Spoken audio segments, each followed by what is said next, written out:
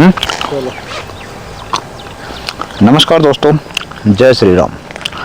मंडका विधानसभा, बवाना विधानसभा, नरेला विधानसभा या नजफगढ़ की तरफ ये जो भारी एरिया है, क्या इसमें हिंदू मुसलमान का दंगा फसाद है? क्या हिंदू मुसलमान की भसड़ है? क्या हिंदू मुसलमान के नाम पे राजनीति होती है? ये बहुत बड़ा सवाल है। रह रह के आवाज़ें आती हैं कि नहीं, यहाँ पे ऐसा कोई सिस्टम है नहीं। लेकिन मैं आपको अंदरूनी कुछ चीज़ें बताता हूँ कि माजरा डबा से गांव है, उसमें वक्फ बोर्ड की ज़मीन है। लगभग हमने 50 साल पहले के कोई डॉक्यूमेंट्स निकलवाए, 50 साल पहले के मेरी टीम ने कागज़ निकलवाए, तो उन कागज़ों में साफ तौर पे वहाँ के स्थानीय नेताओं के या आदमियों के, निवासियों के, मूल निवासियों के सिग्नेचर थे इस परमिशन में देने के लिए कि इस ज़मीन को आप मुसलमानों को दे दो, वक्फ बोर्ड को। आप समझिए कितनी बड़ी साजिश चल रही है, और सच्चाई है ये वाकई में। आपको भरोसा ना तो कागज़ निकलवाइए आप। फिर उसके बाद एक मीर बिहार के नाम से कॉलोनी है। मीर बिहार में क्या हुआ था कि एक मीर नाम था शायद, वो मुसलमान आया था मुबारकपुर गांव में। उसने वहाँ पे चौकीदार के नाम की जगह मांगी थी। ये मुबारकपुर के गांव वालों का कहना है मेरे से, मैंने इंटू डाल रखा उनमें। अब उन्होंने दया खा के उसको दे दिया, जगह दे दी, काम दे दिया, सब कुछ दे दिया। फिर उसके बाद उसको लगातार मुसलमानों को लेके आता रहा, वहाँ से रिश्तेदारों को, पहचान वालों को। कॉलोनी बसती रही। उसने गांव के पैसे ब्याज ब्यूज पे चढ़वा के वहाँ पे मीर बिहार बसवा दिया। लोभ लालच में हुआ ना, तो खाली एक मीर ने नहीं किया, खाली एक मीर ने ये काम नहीं किया, क्योंकि वो ज़मीन भी किसी ना किसी हिंदू की थी जिस पे आज मीर बिहार बसा हुआ है। अब उसके बाद आज का जो टाइम है वो बता देता हूँ मैं आपको कि मीर बिहार से इधर आ जाइए आप, यूजीआर की तरफ नया रोड बना है, हाईवे, जिसका मोदी जी उद्घाटन करके गए थे। टोल पे जो दंगा फसाद है, लेकिन उसके तरफ 7-8 एकड़ ज़मीन ली है मीर बिहार फेज़ 2 के नाम से। अब वहाँ पे मीर बिहार कॉलोनी 2 बनेगी। लेकिन वो ज़मीन किसकी है? किसी ना किसी हिंदू की, बल्कि मैं कहूँगा किसी न किसी जाट की ही मिलेगी, जहाँ तक मेरा ख्याल है। हिंदू की तो पक्का है, यहीं का मूल निवासी होगा, यहीं का कोई किसान परिवार होगा। उसने वो ज़मीन बेची है, उसको अच्छी तरह पता है मेरी ज़मीन कहाँ जा रही है। जब हमको पता तो उसको ही पता होगा, उसको ही पता होगा ना। अब उसके बाद जिस डीलर ने बिकवाई, ये जो बीच के डल्ले होते हैं, इन्होंने बिकवाई, तो उसको पता है यहाँ पे मुस्लिम आबादी आएगी। तो क्या मैं उस डीलर को भड़वा कह सकता हूँ? कह सकता हूँ ना। अब इसमें जो प्रूफ मांगे वो जाके वहाँ पे देख सकता है। आपकी 2 घंटे की मेहनत है, पूछताछ करोगे आपको पता चल जाएगा। समझ गए ना बातों को?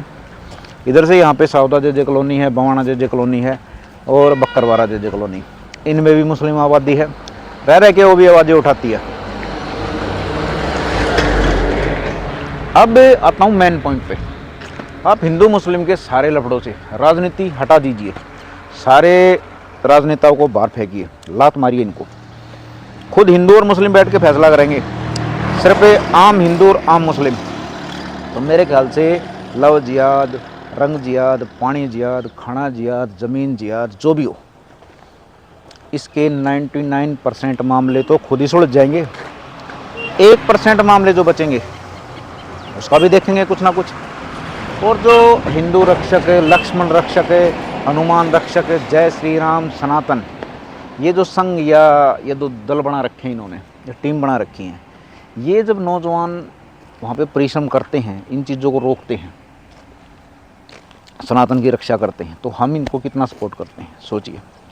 जैसे ऐसे मंदिर हैं, बहुत बड़े बड़े मंदिर हैं दिल्ली में, खाली ये एक मंदिर नहीं है, ये तो सिर्फ एक उदाहरण है। आपको कदम कदम पे मंदिर मिल जाएंगे, सनातन के नाम पे ये मंदिर चलते हैं। उसमें वो चीज़ हो सकती है, कोई जैन मंदिर है, कोई बौद्ध मंदिर है, कोई सनातन मंदिर है, कोई शिव जी मंदिर है, कोई हनुमान मंदिर है, कोई बालाजी मंदिर है।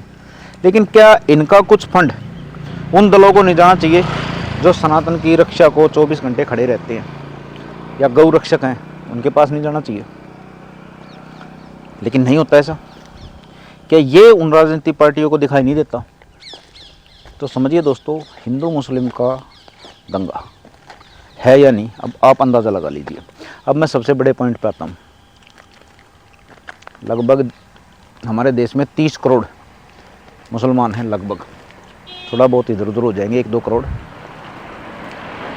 तो क्या उन 30 करोड़ मुसलमानों को हमारे देश में से एक झटके से निकालना उचित है या संभव है?